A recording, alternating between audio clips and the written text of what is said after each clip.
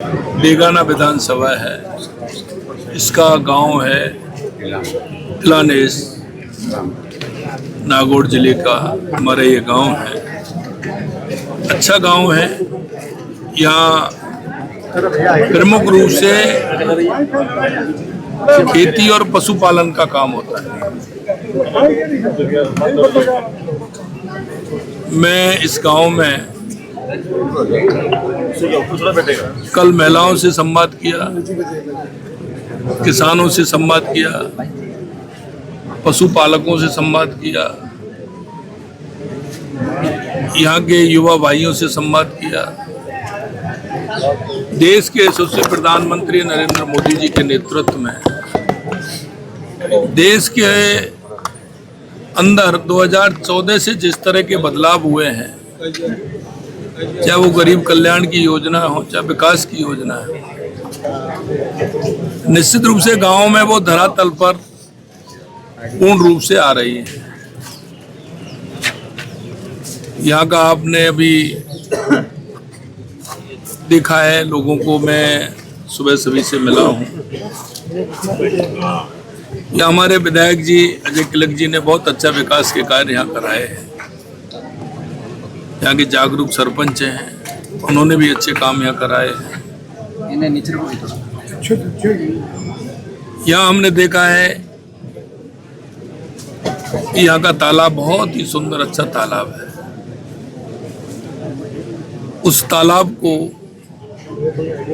हम कैसे स्वच्छ और सुंदर एक सरोवर का रूप दे सकते हैं, उसके लिए हमने निर्देशित किया है कि उस तालाब को सुबह लोग यहाँ घूमने आए, यहाँ अच्छे पेड़ लगे, वृक्षारोपण हो, वहाँ लोगों को सुबह तालाब के किनारे बैठने के लिए व्यवस्थित हो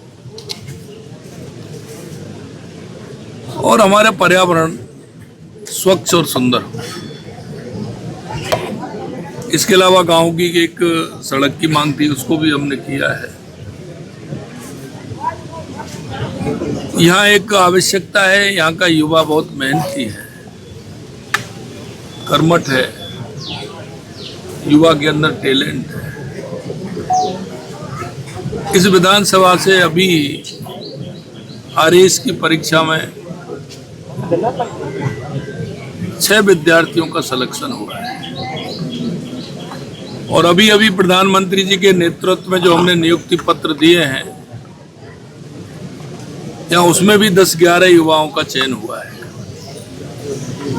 तो हमने यहाँ बच्चों के लिए पढ़ने के लिए अटल ज्ञान केंद्र खोलने का भी कहा है, जिससे कि हमारा किसान का बेटा, किसान की बेटी यहाँ अपनी तैयारी कर सके।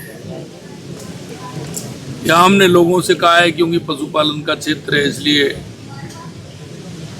यहाँ सरस की डेयरी की हमारा केंद्र यहाँ खुले। सहकारिता के क्षेत्र में यहाँ हमारा सेंटर खुले, जिससे किसान को उसका फायदा मिले। हमने किसान को प्राकृतिक खेती और ऑर्गेनिक खेती के लिए भी कहा है और यहाँ किसान करते भी हैं। सबसे बड़ी बात है कि माननीय प्रधानमंत्री जी के नेतृत्व में जो प्राकृतिक खेती का काम इस क्षेत्र में चल रहा है। जब मेरा किसानों से संवाद हुआ तो एक किसान भाई ऐसे थे, तो उन्होंने कहा मेरे पास 50 बीघा जमीन है, लेकिन उसमें से मैं 60-70 लाख रुपए कमाता हूँ और प्राकृतिक खेती करता हूँ।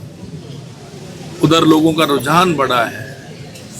मेरा किसान भाइयों से अनुरोध है कि आप लाभ की खेती के लिए, प्राकृतिक खेती के लिए आपको वैज्ञानिक तरीके से खेती करनी होगी। खेती के कई प्रकार होते हैं। खेती करते हैं तो हमें किसकी खेती करनी चाहिए? हमें फलों की तरफ जाना चाहिए, हमें दलहन की तरफ जाना चाहिए, तिलहन की तरफ जाना चाहिए। तो यहाँ का किसान जागरूक है, वो उसके लिए जा रहा है। आज इस गांव में मेरे को सभी युवा, महिला, किसान, मजदूर सभी से मिलने का मौका मिला है और हम चाहते हैं कि माननीय प्रधानमंत्री जी के नेतृत्व में विकसित भारत 2047 और विकसित राजस्थान 2047 का आगाज मेरे गांव से प्रारंभ होगा और जब मेरा गांव विकसित होगा तो निश्चित रूप से राजस्थान भी विकसित होगा, हमारा देश भी विकसित होगा। प्रधानमंत्री जी के इस विजन को लेकर के हमारी सरकार चल रही है और मैं आपके माध्यम से राजस्थान की सभी जनता से अपील करता हूं कि हमारी केंद्र और राज्य सरकार की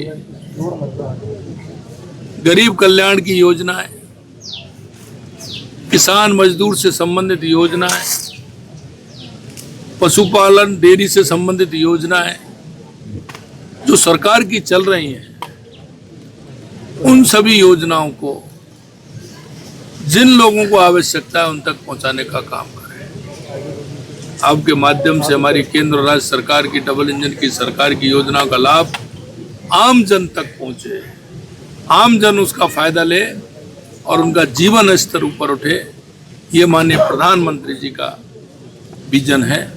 निश्चित रूप से राजस्थान में हमारी डबल इंजन की सरकार इस विजन को लेकर के चल रही है और हम हर गांव वासी से, हर किसान मजदूर से यही अपेक्षा करते हैं वो सरकार की योजनाओं का फायदा लेकर के अपने जीवन स्तर को ऊंचा उठाए, आर्थिक रूप से वो सशक्त हो और हमारा भारत दुनिया में पहले नंबर का देश बने।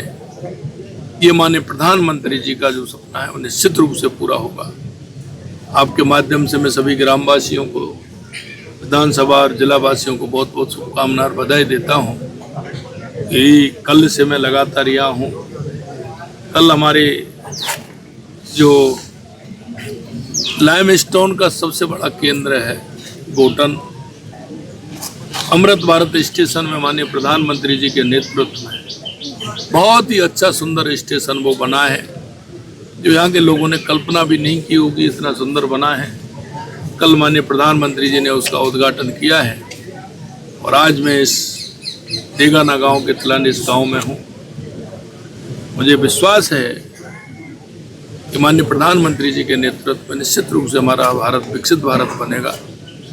बहुत बहुत धन्यवाद सर। एक जो देखिए, मैंने कल भी कहा था, हमारी मातृशक्ति जिस तरह से विजन के साथ काम करती है हर क्षेत्र में, और हमारे प्रधानमंत्री जी का भी यही विजन है कि हमारी मातृशक्ति आत्मनिर्भर बने, आर्थिक रूप से सशक्त हो। और यहाँ तक कि प्रधानमंत्री जी का विजन है कि राजनीति में भी उनकी हिस्सेदारी हो। इसलिए नारी शक्ति बंधन अधिनियम माननीय प्रधानमंत्री जी लेकर आए थे और वो चाहते हैं कि महिलाओं का योगदान राजनीति क्षेत्र में भी हो। लगातार उसके लिए काम कर रहे हैं और महिलाएं तो घर की पालक होती हैं। महिला हर क्षेत्र में आगे हैं, खेती में भी आगे हैं तो पढ़ाई में भी आगे हैं। आज हमारी बहनें आगे बढ़ रही हैं।